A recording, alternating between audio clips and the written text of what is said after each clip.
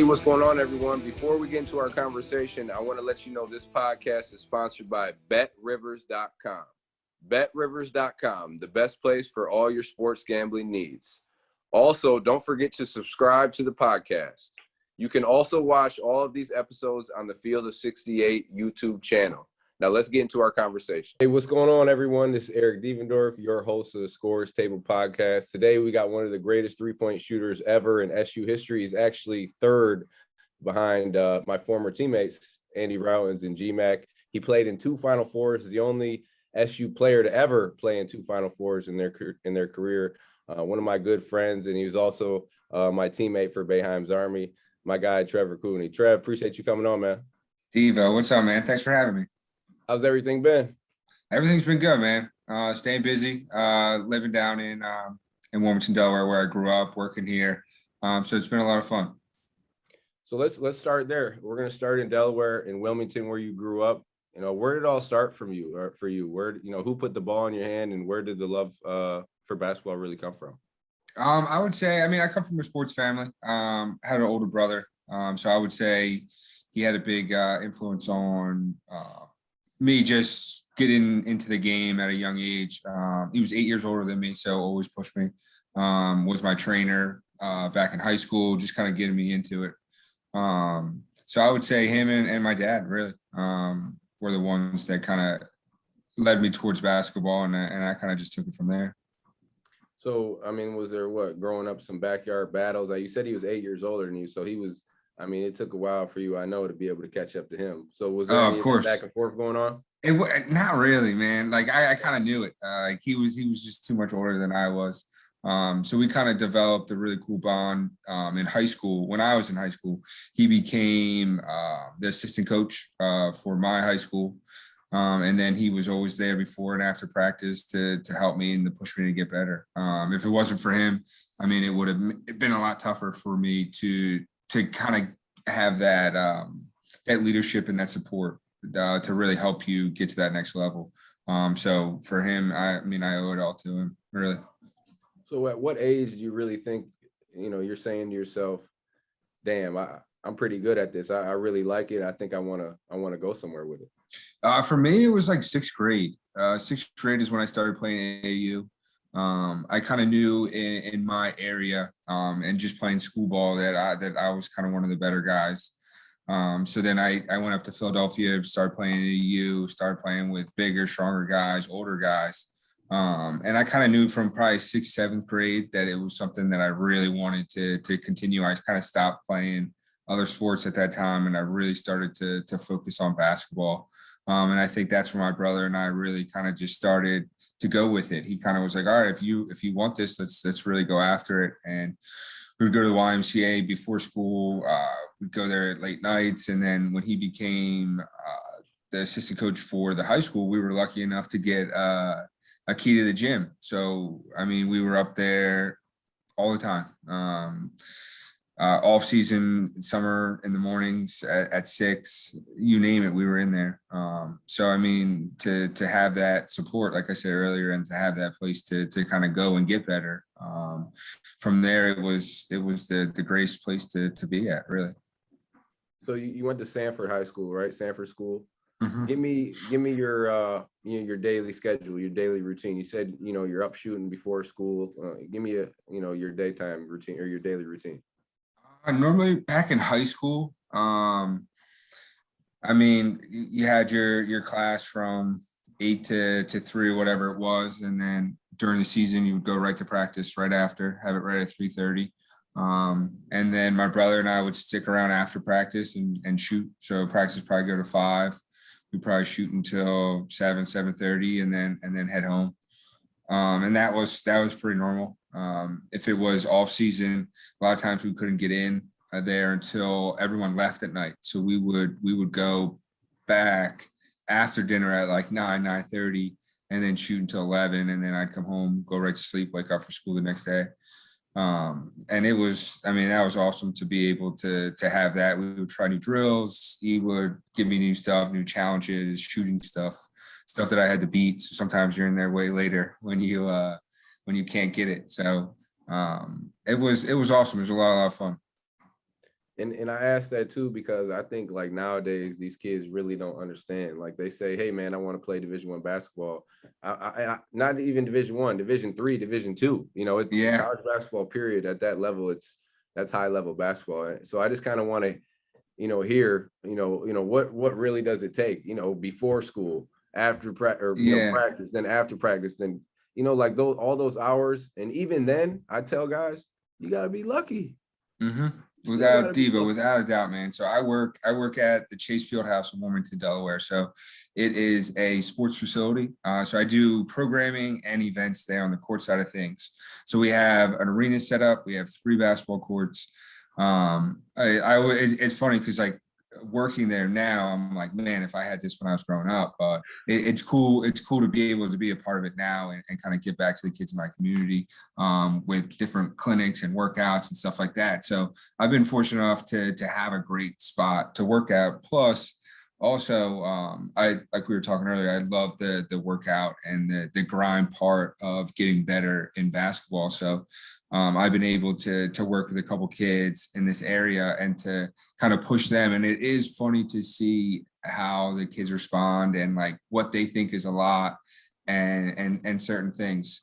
But yeah, I mean, like you said, it takes everything you got to get to any level, let alone to play D1 or professional or anything like that. And a lot of these kids, they just don't understand that just the time and effort it takes to get there. And then once you get there, you got to keep going. I mean, how many kids have we seen get to that level and then they're gone the next day? And you gotta stay focused and you gotta stay on top of things on and off the court. But yeah, it's funny to kind of be in that spot I am now to be able to help kids and try and help them understand the true process of it. Man, Trey, I promise you, I sacrificed my whole childhood for Mm-hmm. ball. Like when I tell kids, like that's all I did every single day. Like I wake up before school, I go to school. We'd play before school because kids would be in the gym early playing. And then Mm-hmm. after school, I get my boys, we go play. And then after that, I go, like I tell these kids, like I wasn't going to school dances. I didn't go to Mm-hmm. prom, like it Mm-hmm. was like my whole you gotta be obsessed if you Mm-hmm. really want to be good. And like I said before, even then, like these dudes out here now, 6'8", 6'9", jumping out the gym.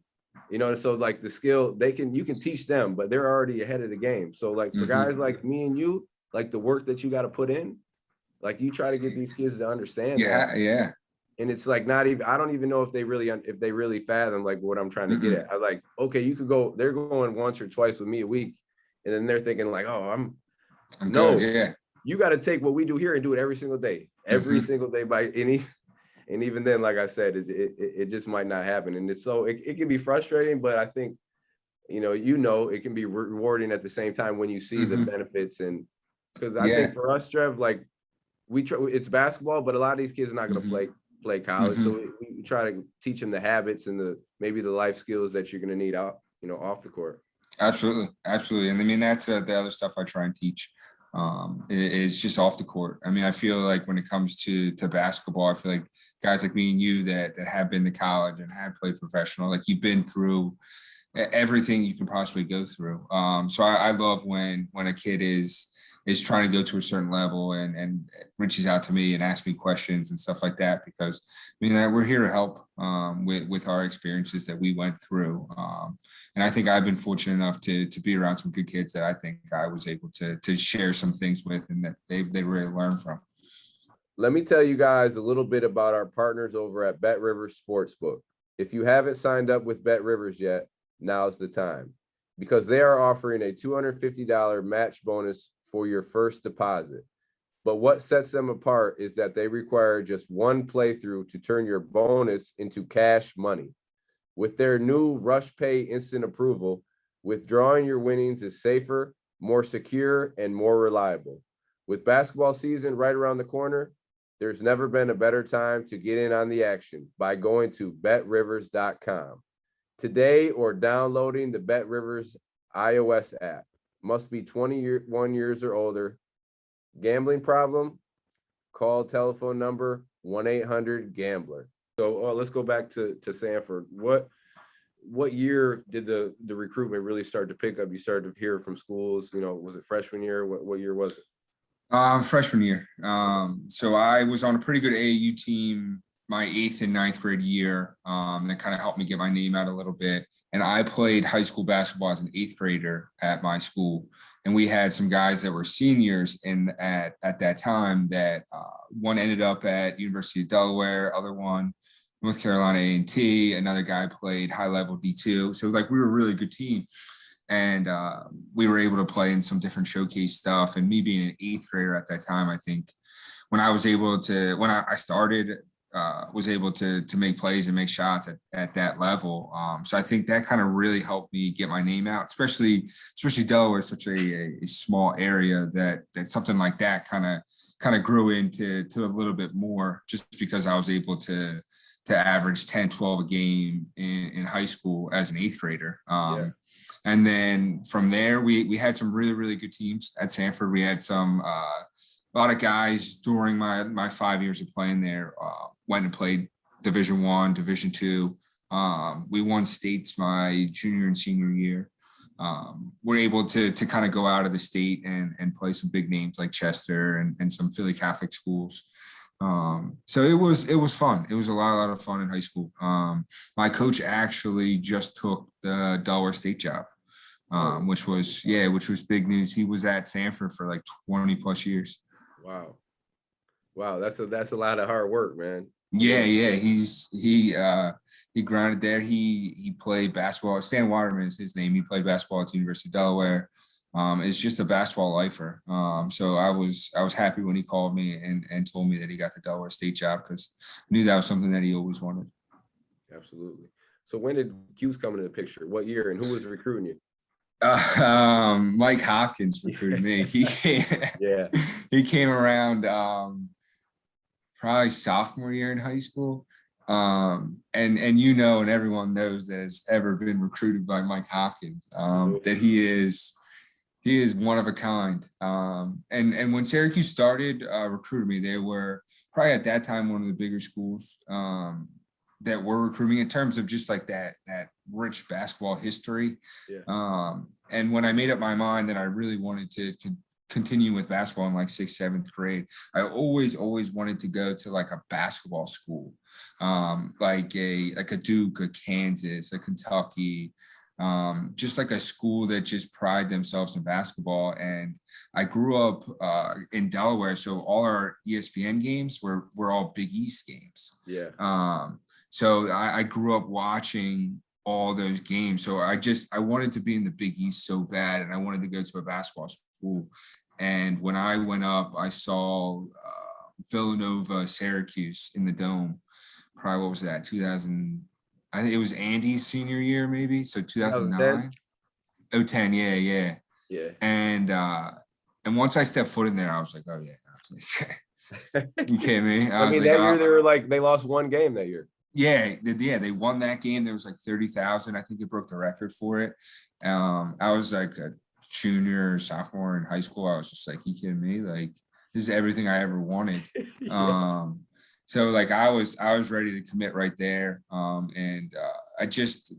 Mike Hopkins as a guy is just like unbelievable when he recruits you. You really get to know him, and he does a great job just selling the program and everything that Boeheim has created. And then once you go up there and you see it, and then all the other stuff that comes along with Syracuse basketball and the 30,000 and all the fans and support it gets, like it was a no-brainer from there. And it was by far one of the best decisions I ever made. So give me one of your best Hop stories, either. I used to love, and I know everyone has them. Like it would just depend what mood he was in when he decided to pick his phone up and give you a call. Because like you at one point he would be like, hey Trevor, how's it going? Oh, you still with that girl? How's your mom doing?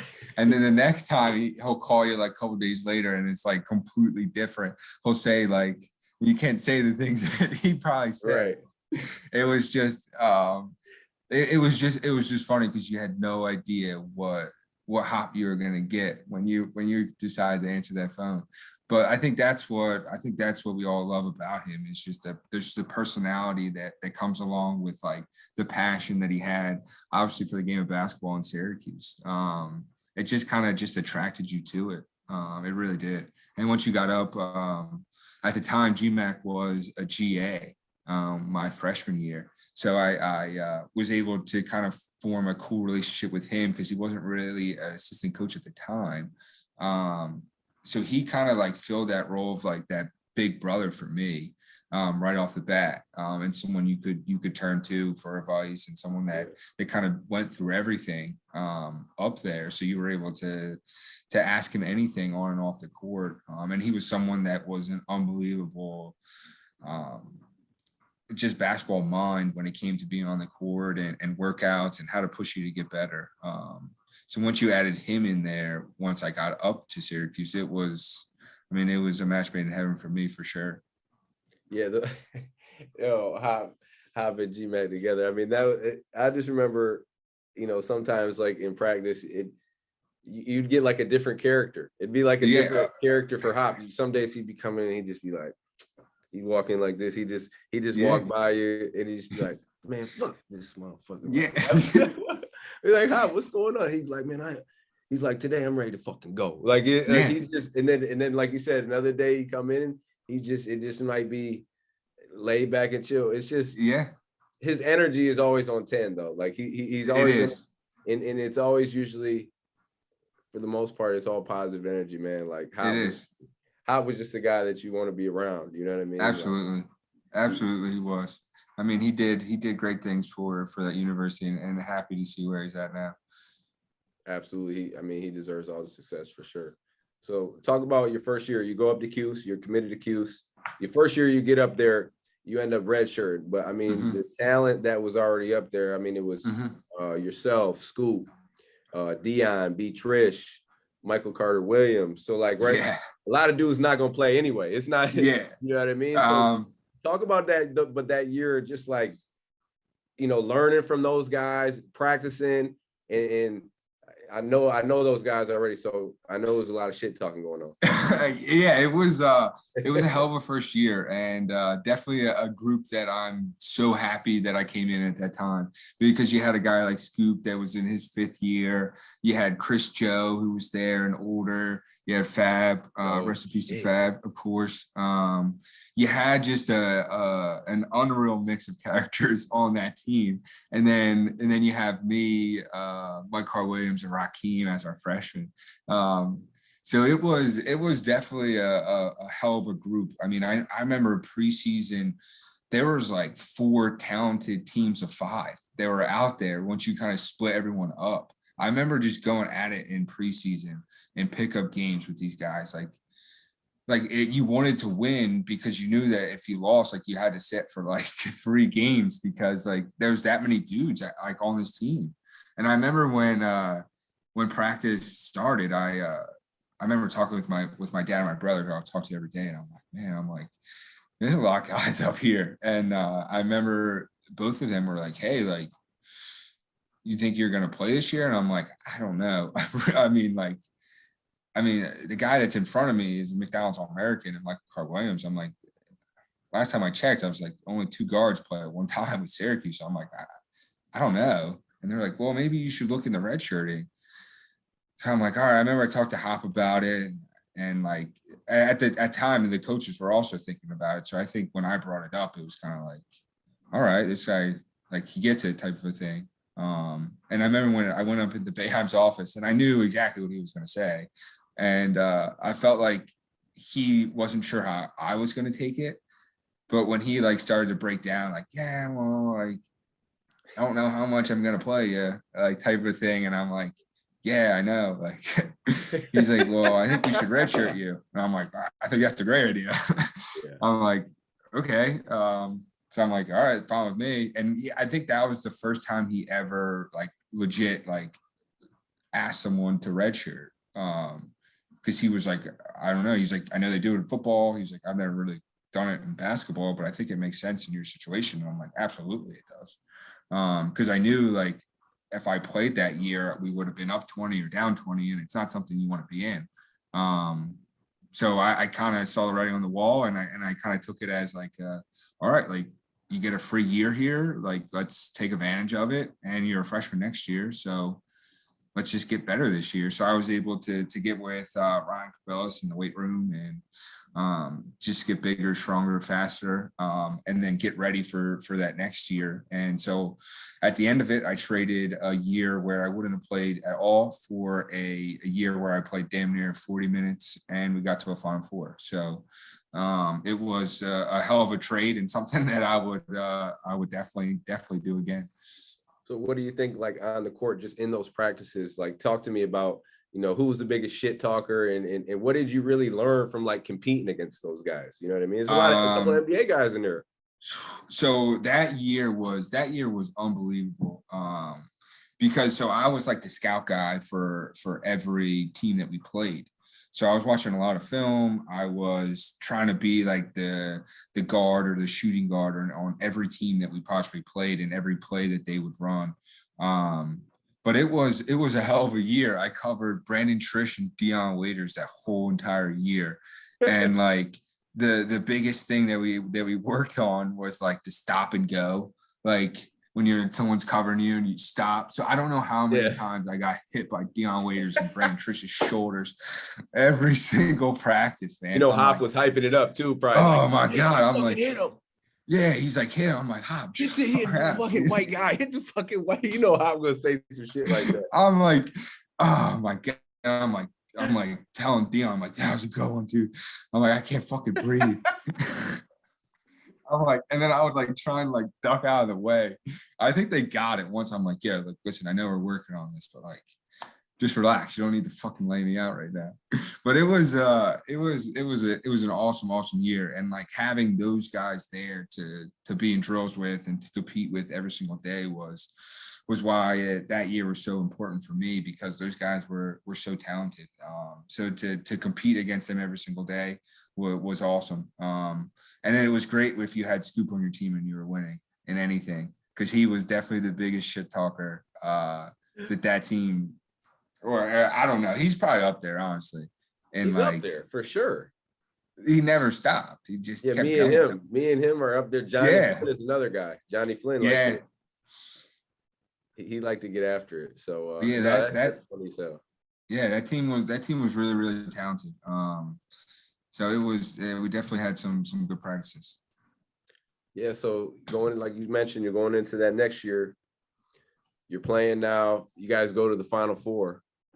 What do you really remember about that team? Remember about that season? And was there like a turning point during that year where you guys were like, all right, we're fucking pretty good? I mean, we played well in the Big East. I think we just had times. Like, I think the way that Brandon played that year, Mike Carl-Williams and CJ, I mean, James was like unbelievable. And then like those that names was like, you just said, God damn. Yeah, like those guys just played so freaking well together. I think we knew we were pretty good when we went out. The first game was against San Diego State on a boat, which was my first game I ever played, which was out on a boat, which was pretty cool. And I just remember we just kind of bought into just how the 2-3 was supposed to be played, and San Diego State kind of really played right into it. And I think just James and CJ were able to take control, and Brandon as well. And I think after that, I think we kind of knew we had a good little crew and that we were a pretty talented team. But I mean, getting to that Big East tournament that year, being able to win a couple games, get to the Big East final. We lost to Louisville, but I think after that, you knew that you could play with anyone in the country and beat anyone in the country. So I believe we were a 4 seed, and then we just kind of got hot. And being on a talented Cuse team that really buys in to that 2-3 and rebounds. I mean, that is and we had the offense as well to go with it. So we're able just to get hot at the right time and play well. And when you do that at the end of the year, then good things are going to happen. How good was that team defensively? Because I don't think, a lot of people understand how good you were defensively. Like coming in, we didn't drop off at the top. You know what I mean? You were getting just as many steals as those guys. I think it was with Brandon. I think Brandon, that was his fourth year starting, fourth year playing that zone. So I think with Mike and I being able to have him, I think he was able to kind of really lead by example as well in terms of where to be, how to get there, just the effort I think it took to play it. Just because a lot of people just truly do not understand what it takes for that zone to be well and how to play it correctly. And just the amount of effort it takes. And to have Brandon as the senior, I think I learned pretty much everything about that zone from him. I remember just kind of getting like the first couple of games of that year, and you're going out there and you're like, all I wanted to do was just play well in that zone. And then you're just busting it back and forth. I remember being exhausted, and I think I made it to like one of the timeouts. So I made it like 4 minutes in, like one of my first games. And I remember being like, holy shit. I'm like, this is insane. This is like, I need to get in like really good shape. So that year definitely helped me understand what it was going to take to play a lot of minutes and to play that zone well for the next 3 years. Which I was able to do. I mean, having GMac come back as well as the coach. I mean, he was the guy that was really good in the 2-3 zone and to teach it and coach it. So I think having him there was really big in terms of learning the angles. I think is the biggest thing of it. Yeah, angles. People don't understand, especially when you're closing out, to take that. You know what I mean? It's the angle where you're forcing back to that end instead of letting them hit that gap. And you said it too, like effort, because shit, when you moving that ball like that, it's gonna break down. But if you like the players that Syracuse recruits, the athletes and the long athletic that we have, if you just give a little bit of effort, you can get there in 1 or 2 steps. You know what I mean? It's gonna, but if you know it, like the guards, I mean, everyone has to know it, but the biggest thing is effort in the zone, and you got to be active. You fuck around, just keep moving. You fuck around, just go into some shit. Yep. You know what I mean? Yep. You just effort is the biggest thing. That is by far the biggest thing. Because your effort's going to make up for all of it. But it is if you could have a group, and I've been fortunate enough to have a couple of teams that were able to play it well and communicate on the backside of it. It's so much fun. Like there's nothing better than just absolutely dominating a team and making a team look like they have no idea what they're doing on offense when you're able to play that thing well, because you're able just to force people into what you want and who do you want to have the ball. And you make people take tough threes and you're able to rebound and just get it and go from there. I remember those games were the best. They were just games that just really flowed for us. And then offensively, like you said, when you rebounding the ball like that, now it's just this. You up and down. Like the best Syracuse teams, we get out in transition, easy buckets. And we got the players who can excel in the open floor. And then if we're in half court offensively, he's giving you the freedom to just go ahead and really make your own decision, right? Without a doubt. Boeheim is the best at trusting in his guys and the guys that he has out there to make plays. And I completely agree. The better Syracuse teams and the teams that were able to make runs, I think, had guys that could make plays. Like for us, my senior year, Benajay and Malachi were guys, especially late, that were able to, if things broke down, you need guys that can get out there and get you a bucket. And they were guys that were able to really do that for us. So let's talk about your next 3 years. I mean, you start every single game, your next 3 years. Each year you get better. And I know, because I was there too, and I remember being there and watching you. You're a big routine guy. Like I know, like pregame you got your shots up. I know after practice with GMac. So really talk about, I guess, those 3 years and what really helps you improve every single year. I absolutely big routine guy. But there was a lot of things I learned each year that kind of helped me the next. I remember one of the years being really tired towards the end just because I didn't know about workload and to properly train kind of during the year.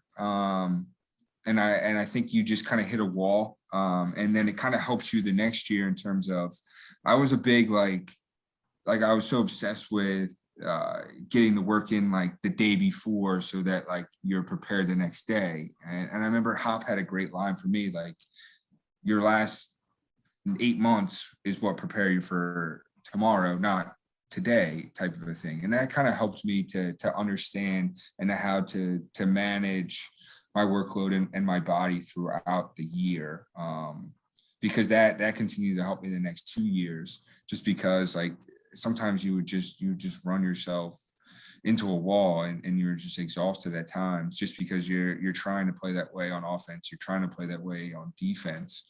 But then each year I would make sure I was in better shape going into the year, so that once preseason started, by the time games started, your legs were ready to go. And then just kind of taking care of yourself throughout the year, stretching, water, cold tub, hot tub, anything, to make sure your legs were good to go the next day. Yeah, work hard, work smarter, not harder. Mm-hmm. Yeah, that's a great way to put it. Just in terms of how to do that, because you want to be around there in March, and you want to be around there at that time, and you want to play well with it. So it's just how to get to that point, and then how to take care of yourself while you're doing it. Absolutely. I mean, you see it in the league. I mean, these guys, these superstars are taking, workload or whatever. You know what I mean? Like these guys they're making sure they're ready for that final run when it matters. And as you get older, you got to take care of your body. And then college is the place where you really start to figure it out, right? With the schedule and trying to balance. And how hard was that for you, trying to balance all that? You know, I don't think the average person really understands, you still got to go to class. You still got to take care of your grades. You're playing on ESPN with 36,000 people. So the spotlight's on you. All the attention is on you. Like that's a lot of pressure. And like, it can be, strenuous. Like, how did you deal with that? I think what was good for me was, I think when that time came for me, I was much older, going through a redshirt year where, at times it felt like you were like a team manager, like in terms of the attention and certain things that you would get. So I was able to kind of learn each year, and each year kind of got bigger for me. So by the time like junior year, senior year rolls around, I think I was just a lot older and mature to deal with it. A lot of like the really super talented freshmen that came along during that time, I know I would try and reach out and try and kind of talk to them about social media before the season and kind of expectations that go along with being at a place like Syracuse, because it's a lot. There's a lot that comes with it. I mean, there's times when you went on bad stretches where like you felt like you couldn't leave your apartment, like you couldn't head down the Tops, like to go to the grocery store, like. But then at times when you're winning, like it's the greatest place in the whole entire world. So I mean, it definitely comes with a lot. I think what really helped me was to kind of see it all from different angles during my 5 years up at Syracuse, from someone that didn't play at all to someone that played a little bit to someone that was starting every single game. So that really helped me, to get it all at once. I think would have been really tough. So I mean, praise to those guys that do that, really. Absolutely. I remember my first year, 2005, when I got up there. That was the first year. I think it was Facebook. It was the first year for Facebook, I believe. I bet. Yeah, the first year. So like during that whole year, I'd get pokes. I'd get like 500 pokes. You know what I'm saying? Like we're playing Villanova. I'm getting 500 pokes from like, I'm like, man, what? All these people now I could just imagine like how hard it is to deal with. You got 900 different platforms. You know what I mean? Yeah. So it's a lot, man. Like you got to have classes for it. Like, how do we handle, you know what I'm saying? Like, I mean, I don't like all that stuff that's going down with college sports now, like good to those players. Like I'm happy for those guys that are able to benefit off that now, but like, that's tough, man. Like there's a lot of other attention, other things that are going to come with that. Like it's great that you're making money and you're able to to do that. But there's going to be a lot of other things that come along with it, and I think we're seeing that with a lot of like the QBs in college football right now. You better play well. Mm-hmm. That's just Because an extra you added pressure. Yep. I mean, at first, I mean, you were just talking about losing a scholarship or losing your starting spot. Like now you're going to talk about making a certain amount one year and then making none or whatever the next year because everyone that signed you just left you. Like it's going to be tough. If you don't play well, can they take that deal away? Say the first. Yeah. Right. Now look, so say you got a deal, it's a good deal, whatever, with whoever. You don't play good the first 4 games, the 5th game you don't play. Now they take the deal away from you. Now that's public knowledge. Yeah, so now you guys show up the next day. You got to go play like, you listening, oh, he took this away, he's not playing well, and you got to continue to play. Yeah, you got to go into Pittsburgh the next day and listen to whatever comes with that. The zoo. You know what I mean? Like there's a lot. Like, so I see all the stuff that like Joe and Buddy are putting out. I mean, good for those guys, but I'm sure it's fun, but I know it's definitely going to come with a lot. Yeah. I mean, hey, it's part of the territory now. So you got to stay in that gym. Without a doubt. That's the other thing too. Like it's just another distraction out there. So hopefully a lot of the guys can really stay focused. Yeah, so we'll talk about your senior year. We said it earlier, only player in SU history to play in 2 Final Fours. What was the difference between the first Final Four, the second Final Four, and then how special was that for you? Obviously your last year to go out and make that type of run.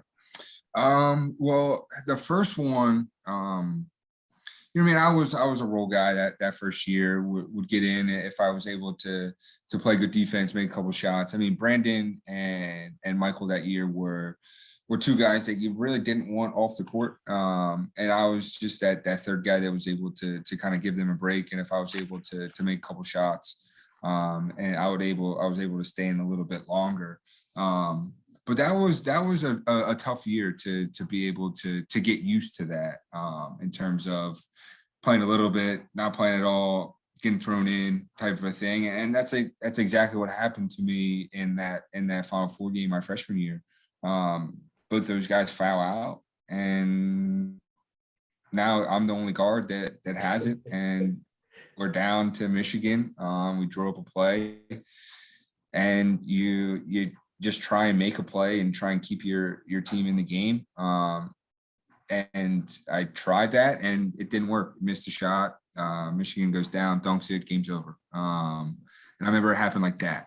And at first I played in the first half. I didn't play in the second half. And that was me checking into the game. It all happened so fast that I had no idea what was going on, and that was the biggest play of my life, that I had it. So it was like kind of an unreal time because you were just in the Final Four. Like you never ever think you could ever get there. Everyone dreams of getting there, and that just happened. So I mean, it was the greatest thing that happened to me because it pushed me the next couple of years in the off season and during the season to stay focused and to have another really good team and another good run in you.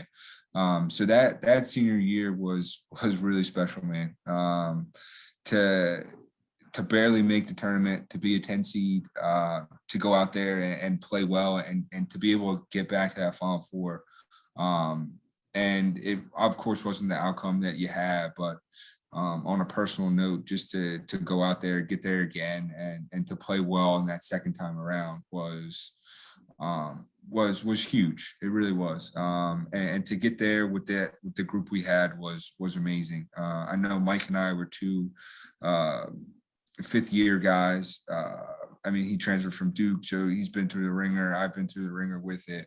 And we had a bunch of young guys that kind of bought into how we were going to play and into what Boeheim was going to go through. And that was a tough year for us. We had the suspension, so he was out to 9 games. So we were rolling for a little bit and then hit that. Then you go into Duke, you win. You have some tough, bad losses towards the end of the year. And then you lose to Pittsburgh in the ACC first round or second round, whatever it was. Yeah. So it was a hell of a roller coaster of a year, but to have that ending was bittersweet. And it was unbelievable ride to be on, and to get to that second Final Four was really special. Yeah, I mean, shit, 28 against North Carolina, against a fucking great North Carolina team, big as shit. You know, you shot the hell out of that ball, and really, I think we were right there to the end for real. Mm-hmm. I mean, yeah, we were. You know, I mean, guys were fighting to the end. I mean, you talk about, you know, the two young guys. I mean, those two young guys made some fucking plays that tournament. Obviously, Malachi, Virginia, and then Tyler, you know, Gonzaga without the shoe, making the block. Yeah, I mean, special play. Every game was something. It really was. I remember we ran through the first two, and then you get to Gonzaga, and you're in a tough battle with them, and then you kind of sneak that one out, and then like it's like, oh wow, this is like an unbelievable run, and then you have Virginia, who's like, I don't think lost that year or whatever it was, and they just absolutely just put it on you in the first half, and they were up like 20 some. And I remember being in that locker room, and no one really said anything. And Boeheim kind of came in with like a calm, like type of kind of speech. And it was kind of like, but he was just like, this is what we're going to do. Right. We're going to play well and to start, we're going to make some shots. We're going to get back into it. And then we're going to press early. And it was just kind of like, all right. And that's exactly what we did. And we pressed super, super early. Cause I remember you look back up and we're like back in the game, and there's like 7 or like 6 minutes left, and like in your mind you thought there was like minutes left because of how like you were just playing, like you were just playing that way to try and get back into it. And then you look up and you're like, holy shit, like there's still a lot of game left, but like we're back in this. That game was unreal to be a part of. It happened so fast with it. And yeah, Malachi made some like unbelievable plays that game to get us back into it and to win it for us. What was it like playing for Coach Boeheim? Like, what would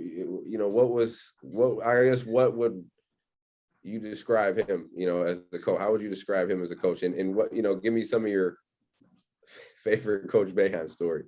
Oh man, I absolutely loved playing for Coach Boeheim. He was a straight shooter. He was a guy that didn't BS you about anything. If you talked to him, you listened. And that's just how he was. Like he was just a straight, hard-nosed, old school coach. But at the end of the day, like the real play, like, you know, that like he generally cares about you. And how you are. He just has a certain way of expressing that and letting you know. And for me, like that's exactly how I wanted my coach to be. So he fit that perfectly.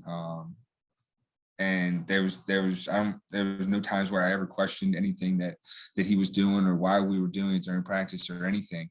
I completely bought into what his program was about. And I love playing for him. I really did. There was times when I wasn't playing well and I wasn't shooting well, but he still believed in me to draw something up for me and to get me going. I remember I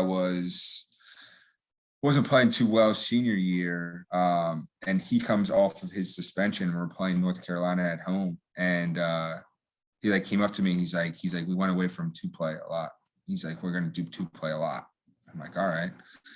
So next thing you know it, like we run two play, I get like an easy curl, I get an easy shot, and then I get a transition three. And like I was like, I felt like I was like right back into it, because he believed that he could get me going and he could run me the right things and kind of get me going again. And like he just had that, and he had that for all his players. I mean, there was times where even Mike wasn't playing well, but like towards the end of the game, like a high ball screen because Mike's going to make the right play. Like, and if he did it, like we're going to do that the next time down. And that's what I loved about playing for him. It was just how loyal he was. And I'm someone that was in his doghouse for 2 years. Like, you know what I mean? So I just love the way that he coaches and how he runs that program. Because it's not something that jumps off paper, off screen to the outsiders that are kind of looking in. Man, 100%. Everyone know what two-play is. Call two-play for me every time, because I know that I'm getting the ball and I'm going coming off that. I got a two over here. Or I got one over there, single double. I choose whatever side I'm coming off that thing. The other guy coming off the other way. Come on, man. That was. Yeah. And then I'd get called one play. I'm bringing the ball up, passing it down. And it was like, it's crazy because, man, basketball is simple, man. He just like gave you space and he let you like make a decision. Like we didn't have like a thick play.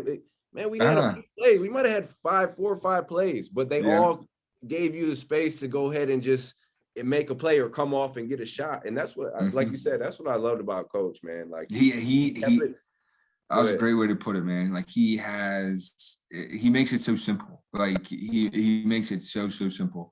I mean, one of my favorite Boeheim stories is how simple he makes the game. I remember asking Todd for film of me shooting a couple like some good games that I had, some other games I didn't, just to, you know what I mean, pick apart kind of what I'm doing. And he goes, yeah. He goes, well, let me ask Coach first. And I'm like, what? Like, it's just film. Like, can I just get this film?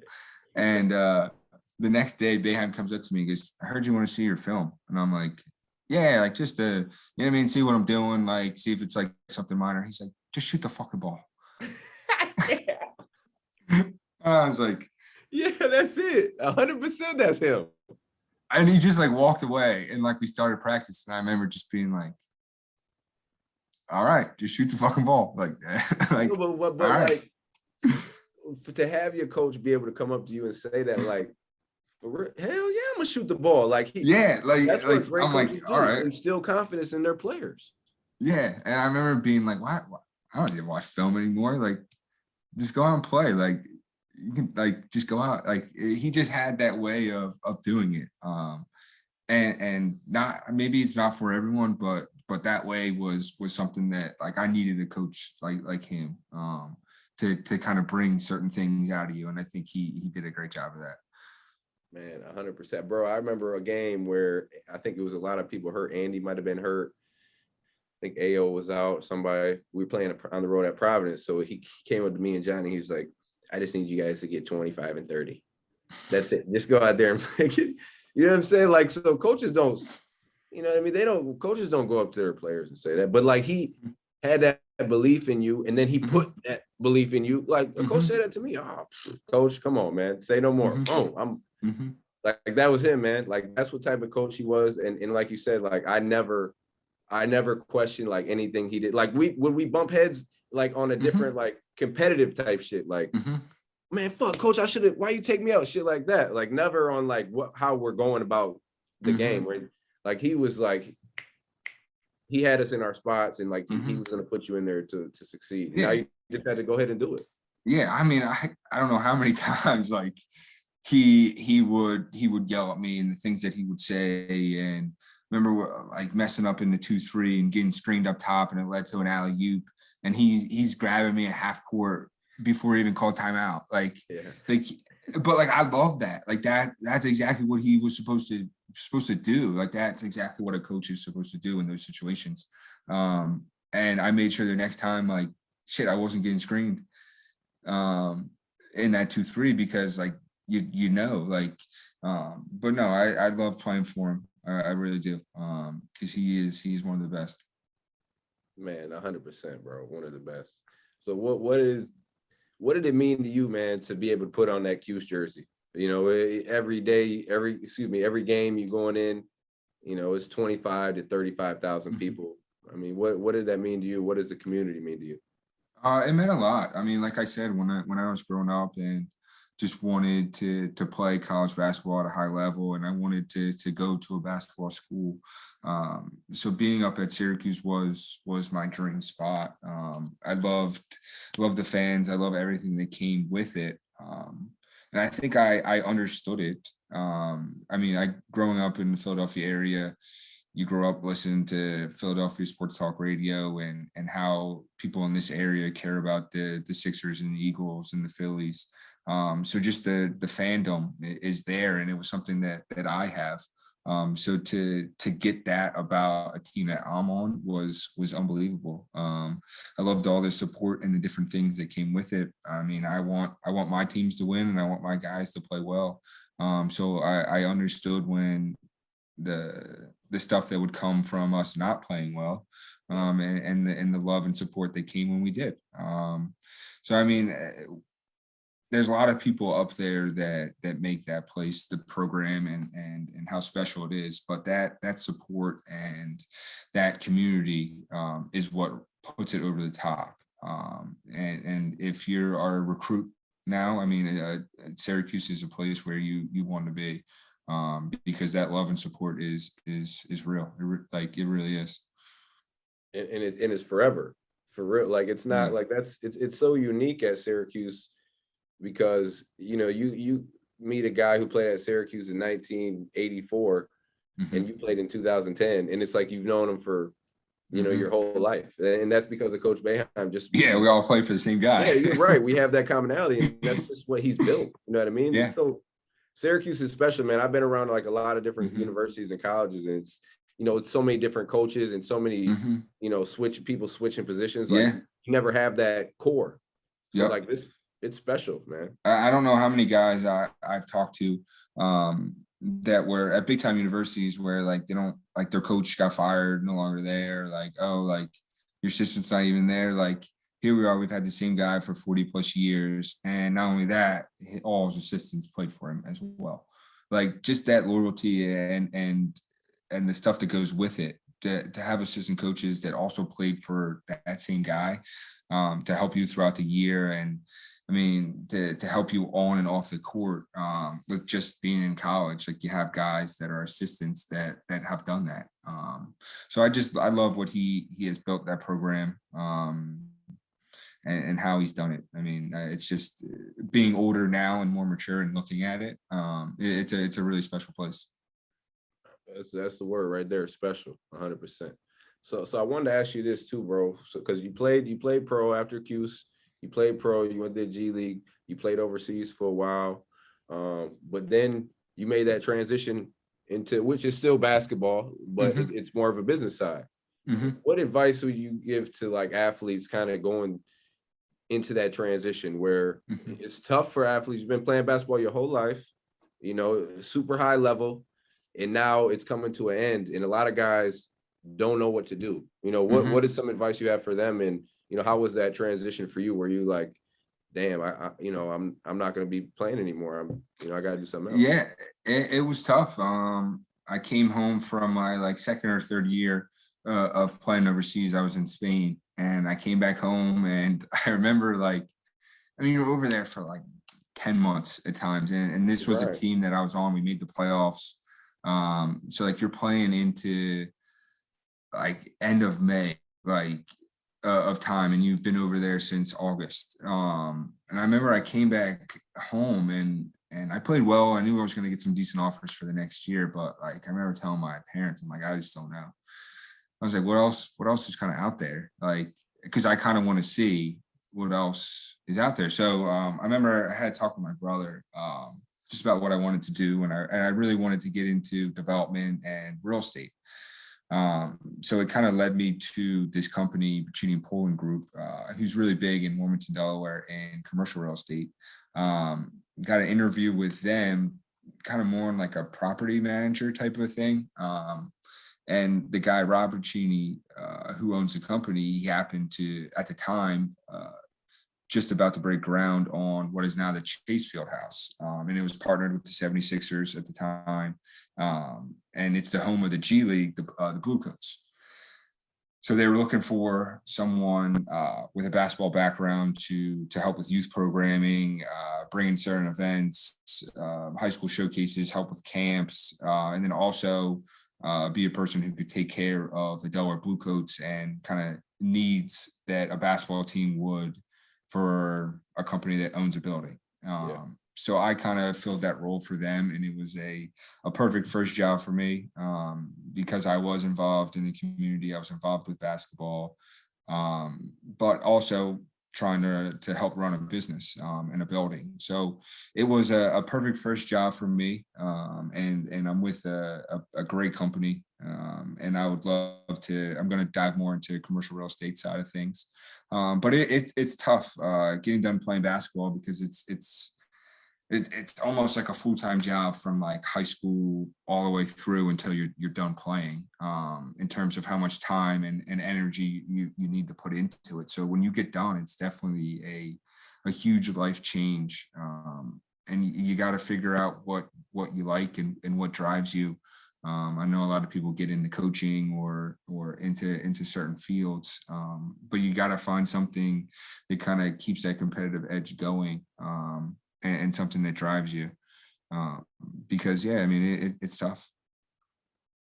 100%, man. I think at the end of the day, whatever it is that you're doing, you got to be able to love to do it, right? You got to be passionate some type of way, like, or you got to want to learn more about it. Like I want to learn more about commercial real estate. You know, it interests me. So you got to have that, like you said, you got to have that little fire in your belly for it. If not, then shit, why are you even doing it? Absolutely. You know what I mean? And it's tough for guys, man, competitive ass guys like us. We've been doing this night. Now you having that rush, that game day rush, that rush, that workout. Now it's like everything comes down like 100 miles per hour, like, and it's over. Like that's a big, that can put guys into depression.